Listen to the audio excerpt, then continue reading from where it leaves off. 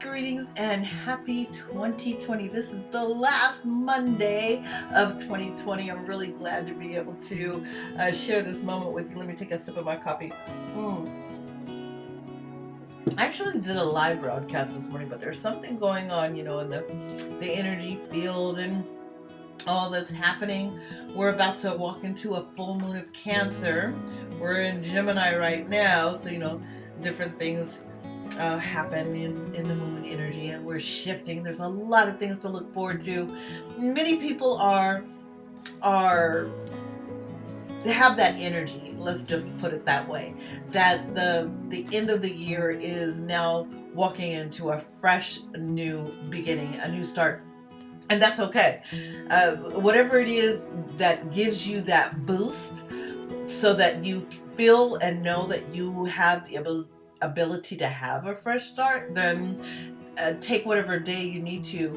There are different times throughout the year that people feel are their first moment, their new start. It could be your birthday. Like my birthday is in September, so my new year started September. But if we're looking at the witches tradition, it would be Samhain, Samhain, which AK is October 31st, the end of that year, beginning November 1st, Dia de los Muertos, Day of the Dead, honoring your ancestors. And that would be November 1st and 2nd as the beginning of a year. And then we have the calendar that we live by currently.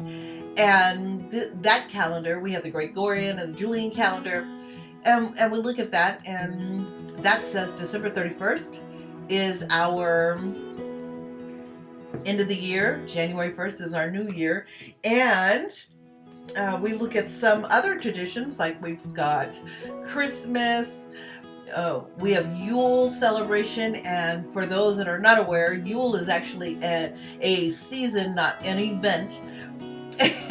People are like, So when you go online, you're going to find, just very, very limited information. But as you study more and more about the traditions of pagan awareness, celebration, acknowledgement of seasons, you'll discover that Yule actually started on December 21st and then goes all the way through January, and then ends with the advent of Imbolc, Imbolc. So there's that aspect of what we're dealing with. And as far as these different celebrations, we have Hanukkah, and there's the lighting of the candles, and then recognizing the blessing that has come upon families, and then the liberation of the family, coming through certain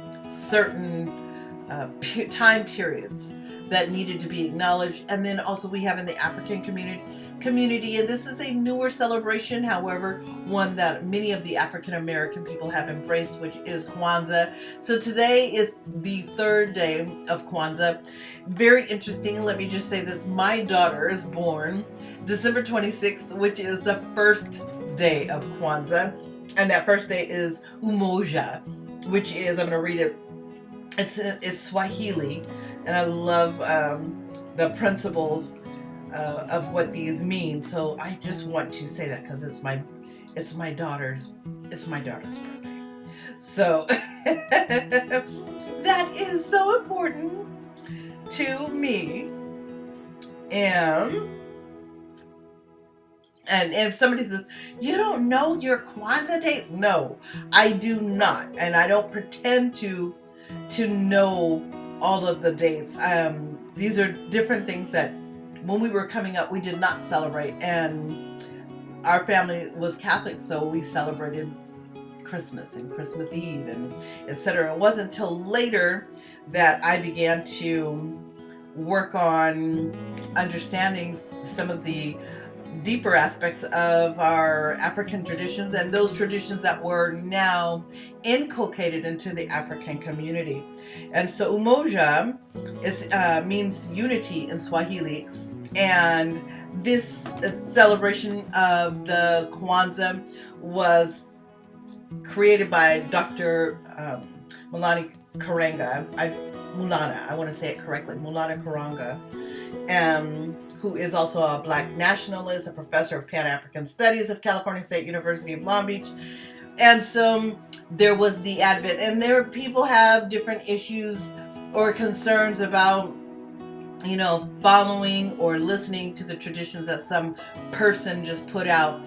However, the principles that were set are important for everyone. It's not only for the African community, but it serves humanity as a whole, and that is really important. Just like when you look at the beautiful aspect of Hanukkah, it even though it was for a particular group, the principles serve humanity as a whole, and that is really what is important when you look at all of these different celebrations. So anyways, I wanted to make mention of that today.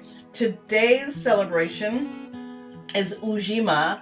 Some may say Ujima or Ujima, and that is collective work and responsibility. And I wanted in your community. So I wanted to share that as I share with you the cards that I pulled for today. The first card that I pulled, I'll share the cards and then I'll discuss them. The first card that I pulled is Knight of Pentacles. There it is. I'm going to turn it around correctly so that you can see what that looks like. Knight of Pentacles. However, it showed up reversed. The Devil. That's interesting. Six of Pentacles. And the deck that I'm using right now is Ciro Marchetti. And this is what the back of the card looks like. It's really beautiful. I'll give you a little bit of insight about Ciro Marchetti in just a second. And Seven of Pentacles. It's very interesting. The artist, the illustrator, Ciro, he has many different tarot decks that he's illustrated, and some people, there's a little controversy. I love a little controversy when it comes to tarot. It felt like they shouldn't read from somebody that doesn't read tarot because he doesn't read tarot. And you know, there's a little play on words. Just because someone doesn't read tarot doesn't mean that they don't know how. They just don't use that as their profession. His profession is based on his talent, and his talent is illustration. And that's why I appreciate using Ciro's deck, because he's truly an illustrator that creates to pull out the most out of the intuitive perspective when reading the cards. And so it's really powerful. So let's go to the Knight of Pentacles. We're just going to go right there. And this card shows up reversed. Now, when we look at this forward, this is the Knight. He's moving forward. The Knight's job is to move forward in the cavalry, to be the head, and to call the group to action, to take the lead in that. The fact that it's Pentacles, we're dealing with something very in person, very personal. It could be about time, money, family, health. And so we'll discover as we're going along what aspect are we referring to in this in the read of the Pentacles. What is the Pentacles being applied to? The fact that it's the Knight and it's reversed is literally like saying stop, halt. Who goes there? You need to stop and think about what is happening at the moment. That is what is so interesting about the Knight of Pentacles being in reverse. Always pay attention to the little critters. And so this is literally, we may need to stop because other people are involved. Other things are involved. And what is that? We need to allow ourselves to go inward and really contemplate how much of whatever we're doing or the decisions we're making affect other people. Now, I find this interesting because the Devil isn't always an easy card to see people receive. They think the devil, they're like, oh my gosh, you know, like the traditional devil in religion. But the devil is really about being caught up in the mind and being trapped by your own thoughts. But in this case, the devil doesn't have to be a bad card at all. Here we have the Knight, and the Knight literally is stopping. Stop and take inventory. And the only way you can take inventory is if you go inside and you start thinking about or allowing to see what compartment that you've put things in order and if they actually are beneficial to you. So who is this about? What is it about? Is it about your career? Is it about your health? Is it about family? Well, the next card tells us the Six of Pentacles. The Six is usually connected to family responsibility. And we see the two hands at the bottom right there, which I absolutely really appreciate. And we can see members in the family are taking, and there may not be any reciprocity. However, this isn't so much about reciprocity as it is listening to what the need is. And are you a participant in what the need is?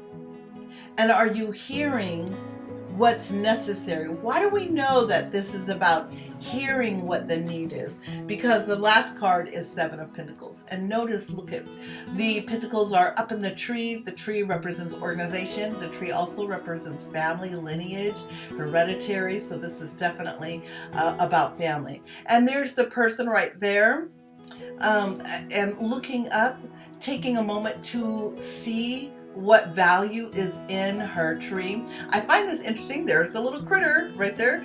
It's a squirrel. And what do squirrels do? They gather nuts and they go up into their tree and they've got their little nuggets and they're holding onto them.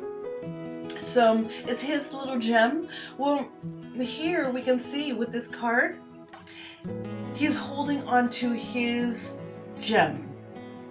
And it's time to take a moment. Pentacles looking like time clocks, right? Time to take a moment to go up into, here's the ladder, to go up into the thoughts of family and hear what they may have as their own personal truth, the things that they've been holding on to. Now, that doesn't mean you neglect yourself, because definitely there's the ladder to come back down. There's other things that are needing to be tended to, like you notice the little sheep, and they're in the pasture. She's got her basket. There are other things that she needs to tend to. However, so it's not to the neglect of herself, but it is about taking a moment to listen to other person's perspectives and being able to evaluate and know how to serve better. You've got to be able to know how to serve your community, and then also know what to give and when to pull back. Because you can be giving your ideas, giving your thoughts, giving your resources, giving your money, and the persons don't appreciate it. Right? So you might be in that kind of energy today. And then you also have to look at what the give and take is. Do you need to pull back? Maybe it's too much you give into your family through your ideas, and those family members are not sure how to take it. So it's really about becoming more balanced in that family, listening to what the family has to say, becoming balanced in what you give, and then also what you receive.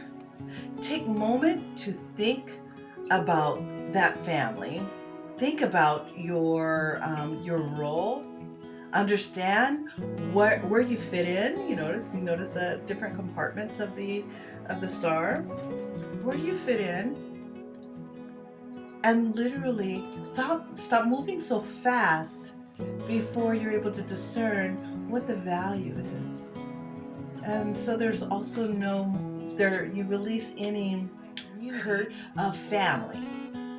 And, we might be listening because that's our job or that's our profession, but are we listening to our family members to truly give them the benefit, not the benefit of the doubt, but the benefit of being heard, and allowing that person to know that their thoughts, their ideas, their concerns, their fears, and their celebrations are all valid. And so that is today's Monday message. I'm really glad that I was able to share this with you, and make sure that you subscribe. First of all, subscribe and like the video. Subscribe to my channel, whether you're on my personal website, Michaela-Rena.com, or if you're on YouTube, you can definitely subscribe. Thank you for joining me on this wonderful Monday, 2020, December. Ashe.